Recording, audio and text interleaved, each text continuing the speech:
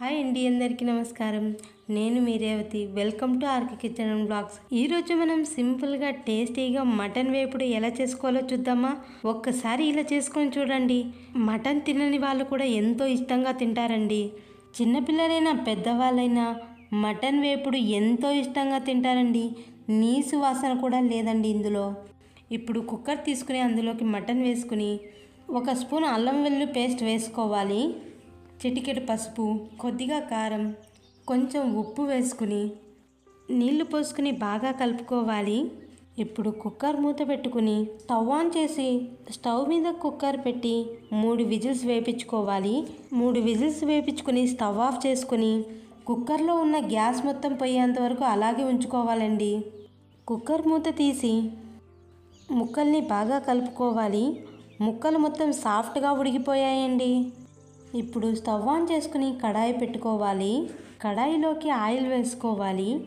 Oil కాస్త వేడయ్యాక ముందుగా కట్ చేసిన ఎర్రగడ్డలు, పచ్చిమిర్చి వేసి ఫ్రై చేసుకోవాలి. అలాగే ఇందులోకి కరివేపాకు వేసి ఫ్రై చేసుకోవాలి. ఇప్పుడు ఇందులోకి 1 స్పూన్ అల్లం వెల్లుల్లి పేస్ట్ వేసి కలుపుకోవాలి. ఎర్రగడ్డలు కాస్త ఫ్రై అయ్యాక ముందుగా ఉడికించుకున్న మటన్ వేసుకుని కలుపుకోవాలి. ఇప్పుడు నీళ్ళు మొత్తం ఇంకిపోయేంత వరకు ఉడికించుకోవాలి. మటన్ ముక్కల్ని కదుపుతూనే ఉండాలి. స్టవ్ హై ఫ్లేమ్లో పెట్టుకొని ఉడికించుకోవాలి.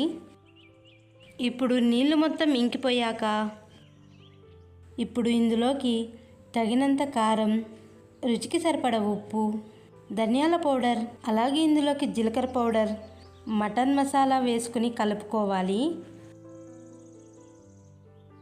మసాలాని కొద్దిసేపు ఉడికించుకోవాలి.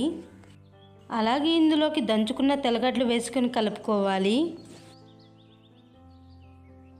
కొద్దిసేపు కదుపుకుని కొత్తిమీర చల్లుకొని కలుపుకోవాలి.